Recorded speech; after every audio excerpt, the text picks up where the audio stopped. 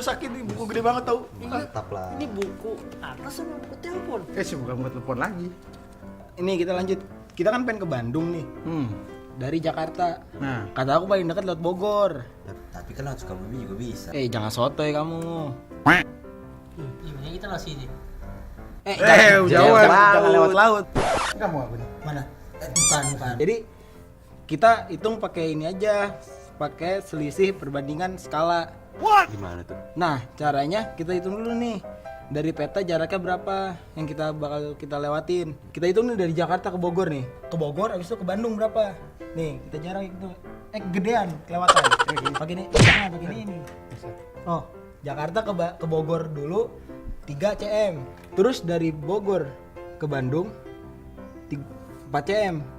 CM apaan sih? Cemewew. Bukan, sentimeter. Oh, sentimeter bingung. Lanjut.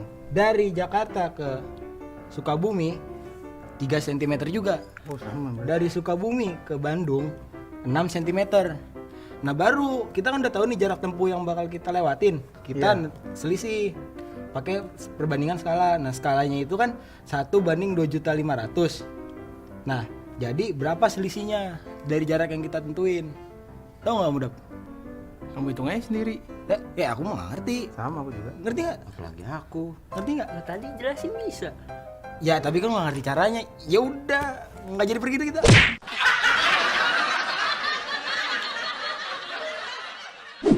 Aduh, ada-ada saja orang-orang ya. Kenapa sih? Kalau mau ke Bandung ya langsung saja pakai maps online, langsung berangkat gampang. Pakai atlas, aduh. Berasa seperti hidup zaman Hercules ya teman-teman ya. Sahabat edukasi. Tapi dari permasalahan tadi ya, itu memberi gambaran kita bahwa ternyata berguna juga.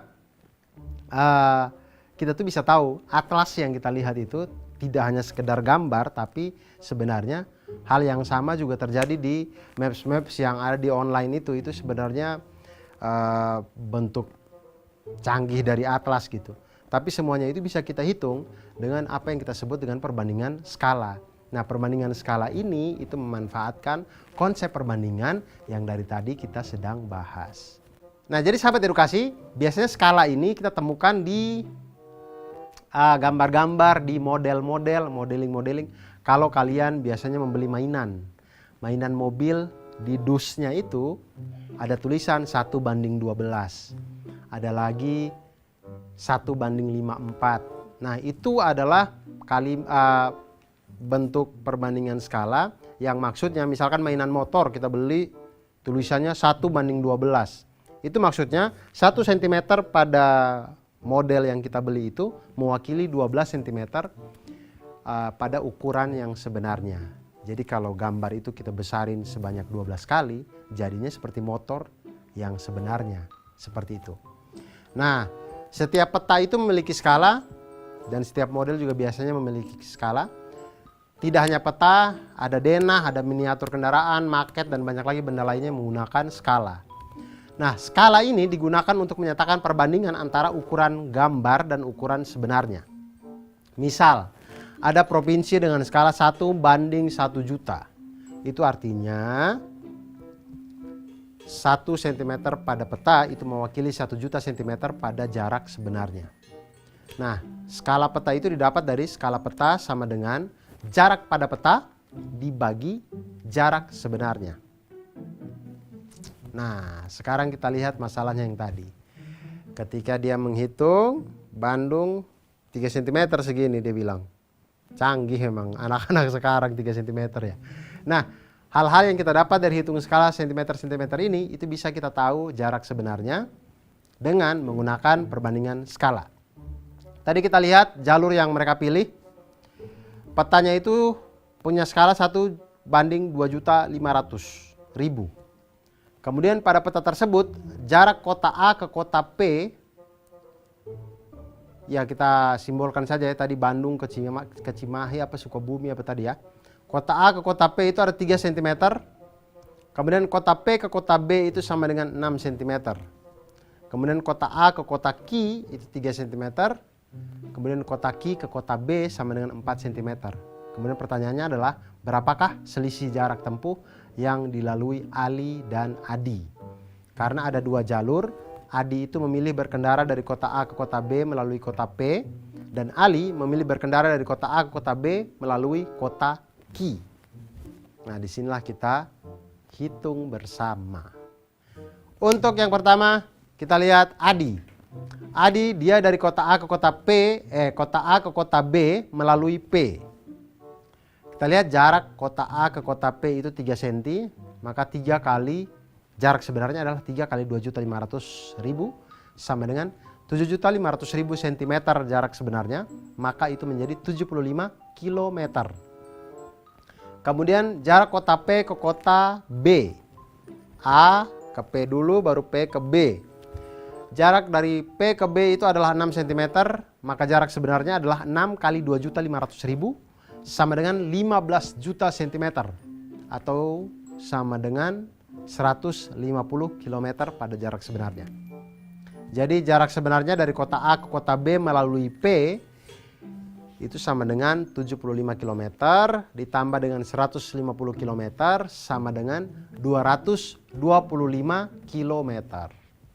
Nah, sekarang kita lihat teman yang satunya berangkat dari kota A ke kota B melalui kota Q.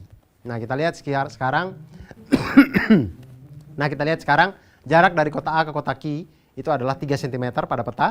Maka jarak sebenarnya adalah 3 cm dikali dengan 2.500.000 cm sama dengan 7.500.000 cm atau sama dengan 75 km.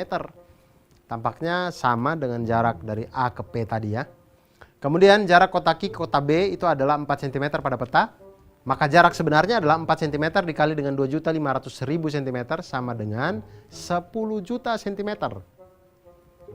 atau sama dengan 100 km.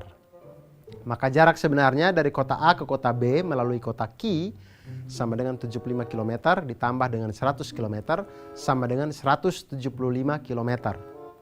Jadi selisih jarak yang ditempuh oleh dua teman ini adalah 225 km dikurangi dengan 175 km sama dengan 50 km. Jadi ternyata lebih dekat kalau kita melalui kota Q. Tapi siapa yang sampai lebih duluan? Ya tergantung siapa yang punya kecepatan lebih cepat tentunya. Nah, cara lainnya bisa juga kita kerjakan dengan kita jumlahkan dulu jarak-jarak yang ada pada peta. Misalkan teman yang pertama adalah kota A ke P kemudian baru ke B. Itu menjadi 3 tambah 6 sama dengan 9 cm. Kemudian teman yang kedua dari A ke Q kemudian Q ke B itu mendapatkan 3 ditambah dengan 4 sama dengan 7 cm. Kemudian selisih jarak keduanya menjadi 9 dikurang 7 sama dengan 2 cm. Selisih jarak mereka pada peta. Nah, kemudian selisih jaraknya ini 2 cm-nya ini kita hitung selisih sebenarnya, maka 2 cm dikali dengan 2.500.000 cm sama dengan 5 juta cm sama dengan 50 km. Ternyata cara yang ini lebih cepat ya. Nah, sahabat edukasi, itu tadi perbandingan skala pada peta, pada modeling, pada segala macam denah dan macam-macam di kehidupan kita ini. Akhir kata, jangan pernah lelah untuk belajar matematika, jangan pernah menyerah. Terus ceria, terus semangat untuk belajar matematika, karena dengan matematika membuat hidup kita menjadi lebih mantul, manfaat, betul.